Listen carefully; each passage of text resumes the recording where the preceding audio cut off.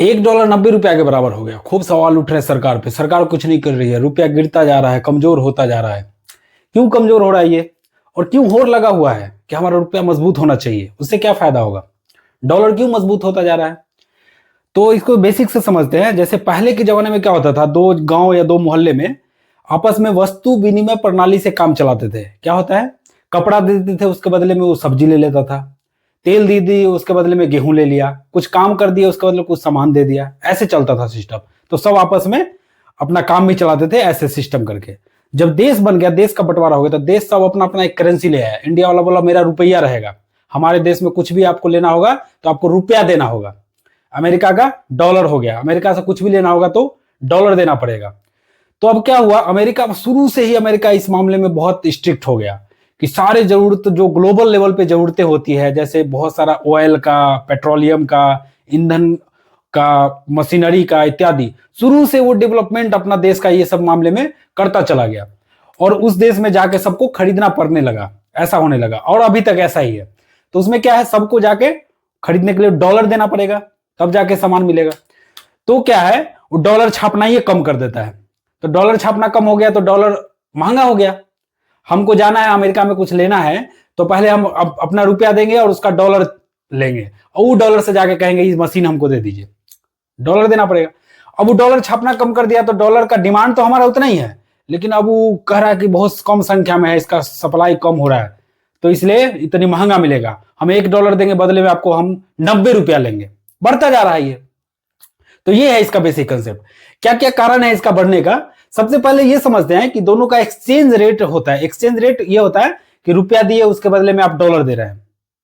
90 रुपया दिए तो आप $1 दिए, 180 रुपया दिए तो आप $2 दिए। तो एक्सचेंज हो रहा है, रुपया आपस में करेंसी एक्सचेंज कर रहे हैं। तो ये तीन तरह से निर्धारित होता है दो देश के बीच में। एक होता है फिक्स एक्सचेंज रेट, दो सरकार फिक्स कर लिया कि हमारा इतना डॉलर के बदला इतना रुपया रहेगा हमेशा, तो ये है फिक्स एक्सचेंज रेट। एक होता है फ्लोटिंग एक्सचेंज रेट, दो सरकार ये कर लिया कि हमारा दोनों के बीच में करेंसी जो होगा, रुपया डॉलर जो बदला बदली होगा, वो फ्लोटिंग एक्सचेंज रेट पे होगा। मतलब जितना डिमांड अगर हमारा रुपया का बढ़ गया तो हम रुपया महंगा कर सकते हैं, अगर डॉलर का डिमांड बढ़ा दिया तो हम डॉलर महंगा कर सकते हैं, उसके बदले में ज्यादा रुपया आपको लेंगे हम, बराबर नहीं रहेगा। तो ये है फ्लोटिंग एक्सचेंज रेट। एक होता है मैनेज एक्सचेंज रेट, दोनों सरकार के बीच में बोला ठीक है आप फ्लोटिंग के अनुसार अपना रेट बढ़ा लीजिएगा अपना डॉलर का रुपया देने के बदले, लेकिन मैनेज मतलब कुछ परसेंट तक ही ऐसा चलेगा। जैसे $1 के बदला 100 रुपया होगा, उससे ज्यादा हम नहीं कर सकते हैं, फॉर एग्जाम्पल। तो ये होता है मैनेज एक्सचेंज रेट, दोनों मैनेज करके चलता है। ये है जब देश आजाद हुआ था, इवन 1970 से पहले अपना जो डॉलर और रुपया का करेंसी था वो लगभग बराबर था, $1 $1 के बराबर था। ठीक है, कैसे बढ़ता गया एक छोटा सा झलक में देखते हैं। 1950 में, उससे पहले ये समझते हैं कि ये डॉलर मजबूत क्यों है, ताकि ये समझ में आए कि बढ़ता क्यों है, अभी तक बढ़ता क्यों जा रहा है। डॉलर मजबूत इसलिए है कि ऑयल, इलेक्ट्रॉनिक आइटम, मशीनरी, ये सब वगैरह क्या है, अमेरिका में ज्यादा है। अब हमको जाके वहां से खरीदना है तो अपना रुपया को पहले देंगे, कहेंगे डॉलर हमको दे दीजिए, और डॉलर से जाके पेट्रोलियम खरीदेंगे, मशीन खरीदेंगे, इलेक्ट्रॉनिक आइटम खरीदेंगे। काहे कि उसके देश में खरीद रहा था, हमको डॉलर ही देना पड़ेगा। तो पहले हमको डॉलर परचेज करना होगा अमेरिका में जाके, रुपया एक्सचेंज करना होगा, अपना रुपया से डॉलर लेना होगा और वो डॉलर से सब सामान खरीदेंगे। तो वो क्या हो गया, ये सारा आइटम अमेरिका में बहुत ज्यादा बनता है, इसलिए डॉलर का डिमांड हम लोगों को ज्यादा हो गया कि भाई हमको ज्यादा से ज्यादा डॉलर होना चाहिए। तो डॉलर महंगा हो गया, बोला नहीं हम $1 छापेंगे तो आपको हम 90 रुपया लेंगे, $2 अगर छाप के आपको हम देंगे तो हम इसको ले 180 रुपया लेंगे। महंगा हो गया इस सब कारण से। हमारे देश में ये नहीं है, इसको कहते हैं एक्सपोर्ट करना। अमेरिका एक्सपोर्ट करता है ये सारा सामान, इंडिया को देता है, बेचता है। तो बेचता है तो बदले में क्या लेगा, डॉलर। ठीक है ना, तो ये है। अब दूसरा कारण ये है इंटरनेशनल बिजनेस, दूसरे देश में बिजनेस करने जाना है तो अमेरिका क्या करता है ना, दूसरे देश को बुलाता है फॉरेनर को कि हमारे देश में आके इन्वेस्ट करो, हम सूद ज्यादा से ज्यादा इंटरेस्ट आपको पे करेंगे और आपसे जो है इंटरेस्ट कम से कम लेंगे, जो फायदा होगा उस पर। तो इस चक्कर में क्या होगा, कोई जाएगा उसके देश में बिजनेस करने, तो क्या होगा, वहां डॉलर का वृद्धि होगा, डॉलर में सब काम चलेगा ना वहां। तो डॉलर का वहां पे क्या हो गया, डॉलर का महत्व बढ़ गया, तो इसलिए डॉलर और मजबूत हो गया। इंटरनेशनल बिजनेस वहां का बहुत स्ट्रांग है इसलिए। एक होता है फॉरेनर इन्वेस्टमेंट, विदेशी जाके वहां इन्वेस्ट कर दिया किसी मार्केट में जाके, उसके बदले में इंटरेस्ट ज्यादा दे रहा है अमेरिका। ठीक है, तो वो ऑब्वियसली जाके जाना चाहेगा कि हाँ हम इन्वेस्ट करेंगे, तो और वहां इन्वेस्ट करेगा तो वहां किस में करेगा, डॉलर में करेगा उस देश में, तो इसलिए डॉलर मजबूत हो गया। और ठीक है, इंपोर्ट और एक्सपोर्ट समझा ही दिए कि अमेरिका एक्सपोर्ट ज्यादा करता है, बेचता ज्यादा है, उसके पास है ही ज्यादा संसाधन जो ग्लोबल लेवल पे लोगों को जरूरत है, तो सारे देश उससे जा जाके खरीदते हैं। और अमेरिका क्या करता है? एक्सपोर्ट करता है। इंडिया क्या करता है? इंडिया इंपोर्ट करता है सब सामान। इंपोर्ट मतलब खरीदना। ज्यादातर अमेरिका से खरीदता है oil, machinery item, electronics item, ये सब। तो ये सब इंपोर्ट करता है, तो उसके बदले में उसको क्या देना पड़ता है? डॉलर। तो डॉलर मजबूत हो गया, यहां भी उसका डिमांड बढ़ गया, उसका वैल्यू बढ़ गया, रुपया कमजोर हो गया। ये है। तो अमेरिका, अपना देश जो है एक चीज एक्सपोर्ट करता है, वो है लेबर। सस्ता लेबर प्रोवाइड करता है, और इसके कारण फॉरेनर हमारे देश में आके इन्वेस्टमेंट करते हैं। आपको जान के आश्चर्य होगा, आईटी सेक्टर जो है, आईटी सेक्टर लगभग 60% अपने देश का जीडीपी को बनाता है, और आईटी सेक्टर का लगभग 27% से ज्यादा एम्प्लॉयड जो है अपने इंडिया का है। जो कंपनी दूसरे देश का है अपने देश में आके, लेकिन यहां के एम्प्लॉयमेंट वहां काम कर रहा है उसके कंपनी में, ठीक है, तो एम्प्लॉयमेंट दे रहा है। तो क्या हुआ इसमें? आके यहां काम कर रहा है, सस्ता लेबर मिला है। क्यों लेबर सस्ता मिला है? वहां $1 था, यहां पे 90 रुपया हो गया, ठीक है। तो समझ लीजिए, यहां पे अगर 30,000 का महीना देना है तो उसको कितना देना पड़ेगा? लगभग मतलब $170 में काम चल जाएगा महीने में। तो इतना सस्ता उसको लेबर मिल गया, इसलिए फॉरेनर आके यहाँ इन्वेस्ट करते हैं। बदले में यहाँ का एम्प्लॉयमेंट बढ़ता है, यहाँ पे लोग रोजगार पा रहे हैं। आईटी सेक्टर मेनली चल भी रहा है, इससे टेलीकॉम जितना सिम वगैरह चला रहे हैं सारे आईटी सेक्टर, टेक्नोलॉजी जो लैपटॉप मोबाइल ये सब। तो ये सब है जिसके कारण जो है डॉलर मजबूत है और रुपया कमजोर होता जा रहा है, ठीक है। इन्फ्लेशन, महंगाई। अब मान लो इंडिया में महंगाई ज्यादा कर दिया, ज्यादा महंगाई कर दिया, तो फॉरेनर जो इन्वेस्ट किया हुआ है इन्वेस्ट करने का, एक तो कुछ है नहीं इस देश में, ऊपर से हम लेबर सस्ता था इसलिए गए थे, अभी वो कह रहा है कि महंगा कर देंगे, महंगाई और बढ़ा देंगे। छोड़ो, अपने देश में हम खोल लेंगे, हटाओ। और है पॉलिटिकल स्टेबिलिटी। अगर देश का पॉलिटिकल स्टेबिलिटी अच्छा है तो फॉरेनर जो इन्वेस्ट कर रहे हैं उस देश में जाके, उसको ज्यादा विश्वास रहेगा, उसका मूड सही रहेगा, वो मार्केट में अपना जो है इन्वेस्ट करेगा, अपना बिजनेस चलाएगा। अगर पॉलिटिकल स्टेबिलिटी है ही नहीं, कभी सरकारी कंपनी बंद कर दे रहा है, कभी वो कर रहा है, कभी ये नियम चेंज कर दे रहा है, तो फॉरेनर डरेगा, इन्वेस्ट नहीं करेगा उस देश में। अमेरिका में पॉलिटिकल स्टेबिलिटी बहुत अच्छा है, इसलिए वहां जाके इन्वेस्ट करते हैं लोग। और इंडिया में political stability with respect to America कम अच्छा है, इसलिए यहाँ इन्वेस्ट इस मामले में थोड़ा कम हो जाता है। इन्वेस्टर, फॉरेन इन्वेस्टर का मूड थोड़ा यहाँ पे लूज हो जाता है इन्वेस्ट करने। तो ये सारा कारण है जिसके कारण आप समझ गए वो मोटा मोटी कि डॉलर मजबूत होता जा रहा है, और रुपया कमजोर होता जा रहा है, और कमजोर है। तो एक झलक देखते हैं कि शुरू से कैसे कमजोर होता गया। 1947 में $1 $1 के बराबर था। 1950 में क्या हुआ कि देश ने कर्ज ले लिया बहुत सारा फॉरेनर से, अमेरिका से डॉलर में या फिर सब कर्ज ले लिया कि डेवलप करेंगे, डेवलपमेंट कर दिया, लेकिन उतना ज्यादा कमा नहीं पाया। तो अब कर्जा ले लिया, कर्जा सधाना है, तो सधाने के लिए एक्चुअली क्या किया समझिएगा। मान लीजिए मेरे पास ₹100 कर्जा हो गया और मेरे पास बचा ₹25। हम क्या किए, हम अपना सरकार है, हमारा रुपया, तो हम रुपया तो छाप सकते हैं, तो हम रुपया छाप दिए, 10 गुना रुपया छापे, और इसको हम 10 गुना रुपया छाप के क्या कर दिए, 250 कर दिए, इसको लौटा दिए, बोले ले ₹100 अपना, और हमारे पास बच गया 150। लेकिन यहां क्या हुआ पता है, यहां हो गया डिवैल्यूएशन। जो अपने पास पहले ₹1 का वैल्यू था, वही अब छापने के बाद इतना ना रुपया का सप्लाई हो गया कि घरे घर रुपया हो गया, तो ₹10 के बराबर ₹1 का वैल्यू हो गया।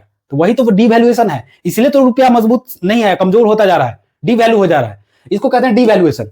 तो 1950 में कर्ज ज्यादा होने के कारण अपने डिवैल्यूएशन करके डॉलर को मजबूत हो गया और रुपया कमजोर कर दिया गया। 60-70 में बहुत सारा वार हुआ, 1960-70 में इंडो पाक वार, इंडो चाइना वार, इसमें बहुत सारा देश का नुकसान हुआ।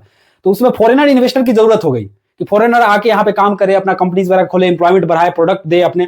तो इससे क्या हुआ कि सरकार ने कहा कि ठीक है, अपना आप रुपया और कमजोर करते हैं, आप आके $1 दीजिएगा तो हम ₹7 उसके बदले में आपको देंगे। तो उसके लिए तो अच्छा हो गया, आया इन्वेस्ट किया, कहा हमारा तो $21 लग रहा है, इसका ₹7 हमको मिल रहा है, आराम से यहाँ पे काम करेंगे। तो ये है, तो और डिवैल्यूएशन किया गया रुपया को 1900 वगैरह में। 1973 में क्या हुआ था, एक बार वर्ल्ड लेवल पे ऑयल का क्राइसिस हुआ था, और पेट्रोलियम तो सबको जरूरत है, तो इंडिया वाला पेट्रोल खरीदने के लिए जाता था, कहता था पेट्रोल तनी कम है, अभी ज्यादा महंगा मिलेगा। तो और यहाँ पे क्या हो गया, रुपया कमजोर हो गया और डॉलर मजबूत हो गया। 1984 में इंदिरा गांधी का हत्या कर दिया गया, उसमें क्या हो गया, पॉलिटिकल स्टेबिलिटी डगमगा गया। फॉरेनर जितने इन्वेस्ट किए थे, फॉरेनर कंपनीज वगैरह थे, सब डर गए कि हमारी कंपनी बंद हो सकती है, हमें घाटा लग सकता है, इसलिए फिर से क्या किया, सारे चले गए। तो इससे फिर क्या हो गया, रुपया कमजोर हो गया और डॉलर अपने आप में मजबूत हो गया। वैसे ही करते करते 1990 में क्या हुआ कि $1 ₹17 के बराबर पहुंच गया। 1991 में आर्थिक तंगी आया था पूरा वर्ल्ड लेवल पे, तो 1991 से 94 तक लगभग इंडिया क्या किया, फ्लोटिंग रेट पे अपना रुपया और डॉलर का एक्सचेंज करता रहा कि ठीक है, हम आपका जितना वैल्यू करेंगे उतना अपना बढ़ा दीजिएगा डॉलर का वैल्यू, ठीक है। तो वो बढ़ाते चला गया, 17 से 18, 19, 20, 25, 30 बढ़ाते चला गया। $1 देंगे हमको, अब ₹30 चाहिए, नहीं अब अगला साल आइएगा तो $1 देंगे हमको, ₹35 चाहिए, ठीक है। तो ऐसे है, और डॉलर का तो जरूरत ही है, ऑयल का जरूरत है, मशीन का जरूरत है, इलेक्ट्रॉनिक्स आइटम का जरूरत है, फॉरेन इन्वेस्टर का जरूरत है जो यहाँ की कंपनी वगैरह खोले, सबके लिए क्या करना पड़ेगा, अपना रुपया कमजोर और डॉलर मजबूत करना पड़ेगा। डॉलर जाके खरीदेंगे तभी ना ये सब सामान वहां देगा, डॉलर में ना देगा। तो इस तरीके से क्या हुआ, डॉलर मजबूत हो गया और रुपया कमजोर हो गया। 2008 में ग्लोबल आर्थिक तंगी आया था वैसे ही, तो जहां पे अमेरिका का भी आईटी कंपनी वगैरह उसके देश में भी डगमगा गया था, और जो कंपनी अमेरिका यहां खोल रखा है इंडिया में वो भी डगमगा गया ऑफकोर्स। तो यहाँ पे बहुत आर्थिक तंगी आ गई थी, आईटी सेक्टर वगैरह सब डगमगा गया। हम बताएं आईटी सेक्टर ही यहाँ का 60% तक जीडीपी बढ़ाता है। जीडीपी बढ़ाने से क्या होता है अगले वीडियो में चर्चा करेंगे। तो वहां से फिर से क्या हो गया, रुपया कमजोर हो गया और ज्यादा कमजोर होता गया। इस तरह से करते करते अभी क्या हो गया कि $1.90 के बराबर पहुंच गया। अब कहिएगा कि अगर $1 1 रुपया के बराबर फिर से हो जाता क्या होगा, क्या होगा, ये सब अगर बराबर हो गया तो ठीक है, हालांकि संभव है नहीं, लेकिन अगर मान लीजिए कि बराबर हो गया तो ऑयल अपने को सस्ता हो जाएगा। अभी अगर 100 रुपए 90 रुपए मान लीजिए पेट्रोल है, तो वहां पे अमेरिका में $1 पेट्रोल हो गया, $1 में $1 में उसको 1 लीटर मिलेगा, हमको देना पड़ेगा $100 $90 जो भी रेट है। तो ऑयल सस्ता हो जाएगा, $1 लीटर हो जाएगा। इलेक्ट्रॉनिक्स आइटम मशीन ये सब बहुत सस्ता हो जाएगा, हालांकि पॉसिबल नहीं क्योंकि अमेरिका से आता है, और अमेरिका क्यों इतना सस्ता करेगा, अपना वैल्यू क्यों गिराएगा, ये सब काम है। तो इसके लिए क्या करना पड़ेगा, अपने को ग्लोबल लेवल पे जो डिमांड है उसका सप्लाई करना पड़ेगा, अपने मेक इन इंडिया अपने को बनाना पड़ेगा ये सब चीज। तो उससे क्या होगा, इस सब की जरूरतें कम होगी, वहां से सप्लाई लाने की जरूरत नहीं होगी, और हमें डॉलर का वैल्यू कम होगा, रुपया अपना मजबूत कर लेंगे कि अब हमारे देश से लो, अब हम देंगे रुपया चढ़ा के, आपका हम $1 आप अगर दीजिएगा तो हम बदले में आपसे $90 लेंगे। ये हो सकता है, संभव नहीं है, लेकिन ऐसा हो सकता है कब, जब ग्लोबल डिमांड पे जितनी सारी चीजें सब आप प्रोडक्ट यहीं पे बनाने लगे, आपसे सब डिमांड करने आ गए ये। लेकिन क्या होगा पता है, एक और रियलिटी में एक नुकसान बहुत बड़ा होगा। अगर आप $1 $1 के बराबर कर दिए तो 60% जो जीडीपी आईटी सेक्टर से आता है, जो फॉरेनर कंपनी विदेशी कंपनी यहाँ पे आके आपको नौकरियां दे रही है, आपके रुपए को कमा के मजबूत बना रही है, आपके आर्थिक व्यवस्था को, वो सारी भाग जाएगी। कहेगी यार डॉलर रुपया बराबर है तो उसके देश में हम जाके क्यों व्यापार करें, अपने देश में कर लेंगे। वहां तो लेबर सस्ता मिल रहा था इसलिए ना जाके कर रहे थे कि $1 के बराबर वहां $90 है, तो आराम से लेबर को हम अपना देंगे $1 तो कहेगा हाँ हमको $90 सैलरी है, इसलिए ना कर रहे थे। अब बराबर हो गया था, हटाओ ये सब, बहुत बड़ा प्रभाव पड़ेगा ये सब। तो इसलिए कभी कभी बोला जाता है कि अपने फॉरेनर इन्वेस्टर को बुलाने के लिए अपने जो करेंसी है, अपने रुपया को और कमजोर कर दो तो अच्छा है। हालांकि समझिएगा, इतना ज्यादा विदेशी कंपनी हावी होगा तो देश गुलाम भी हो सकता है। ऐसा ही गुलामी हुआ था ना, ब्रिटिश कंपनी आके गुलाम कर लिया था। तो ये है, ठीक है। अब आपको जान के आश्चर्य होगा कि जापान डेवलप कंट्री है, ये कोई निशानी नहीं है कि आपका अगर रुपया कमजोर है तो आपका देश डेवलप नहीं है, ऐसा नहीं है। जापान डेवलप कंट्री है, लेकिन रुपया से भी कमजोर जापान का करेंसी है, येन, ठीक है। हालांकि वो बात अलग है कि चाइना और यूएसए का करेंसी भी मजबूत है और वहां डेवलप भी है, लेकिन जापान ऐसा देश है जहां का करेंसी अपने रुपया से भी कमजोर है, लेकिन वहां क्या है, ज्यादा डेवलपमेंट है। डेवलपमेंट इसके मार्किंग से डिपेंड नहीं करता है कि हम $1 $90 के बराबर कर दिए। अब मान लीजिए $1 है, आज कह दे कि हम अब $1 को हम $100 मानेंगे, तो क्या इससे वैल्यू बढ़ जाएगा? ठीक है, आपके पास रुपया बहुत हो गया, $1 के $100 मानने लगे, उससे क्या हो जाएगा, आप अपने डेवलपमेंट को बढ़ा दीजिएगा, ये सब तो नहीं होगा। और ज्यादा आप मार्केट में रुपया बढ़ दिए तो और उसका वैल्यू घट गया, और ज्यादा घट जाएगा। तो इसलिए ये जो है कि हमारा रुपया कमजोर है मजबूत है, इससे डेवलपमेंट का कोई लेना देना नहीं है, जो कि जनरली सरकार वादा करती है कि हमारा सरकार आने दो, हम रुपया को और मजबूत बनाएंगे, ये सब नहीं। तो ये सब इंपॉर्टेंट नहीं है। मेन इंपॉर्टेंट है डेवलपमेंट। जो डेवलपमेंट अगर अच्छे से करेंगे तब जाके आपका रुपया अगर मजबूत होता है, तो वो दोनों फैक्टर मजबूत होना चाहिए, दोनों इंपॉर्टेंट है।